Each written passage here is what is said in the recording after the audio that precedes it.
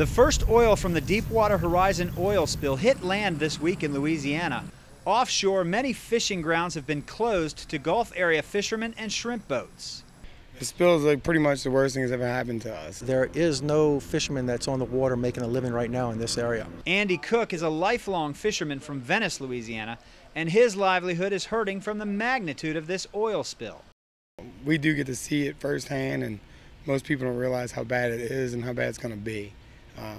I see it to be real bad because not only I depend on it, there's so many families along the East Coast that depend on it. It goes all the way across the United States. Lieutenant Robert Martin is the commanding officer of the Louisiana Department of Wildlife and Fisheries Enforcement Division.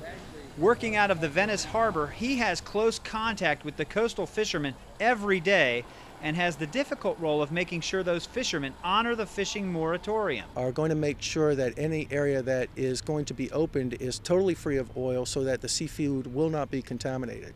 So you can probably find a lot of non-contaminated seafood in the areas that are closed, but you err on the side of caution. If oil shows up in the area, or if you suspect that there's oil in the water column, you'll close those areas, even though there might be a lot of good, healthy seafood in it. Douglas Meffert is the Deputy Director for Policy at the Tulane Xavier Center for Bioenvironmental Research. He feels this spill is now the worst in recorded history, surpassing even that of the Exxon Valdez. If you compare this, for example, to the Exxon Valdez disaster years ago, one analogy to look at with that sort of crude oil, it was a single spill, sort of a shock to the system, and it hit a very rocky habitat. Imagine that like oil hitting a frying pan.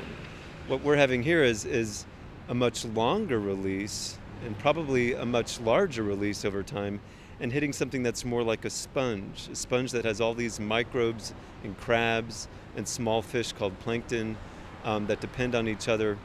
And we're just not going to know what the long-term impacts are for quite a long time. BP has been criticized in the media for not moving fast enough to stop the flow of oil from the well and for focusing on cutting financial losses over protecting the environment. However, Eric Smith, Associate Director at the Tulane Energy Institute, says BP is trying to shut the leak down as quickly as possible.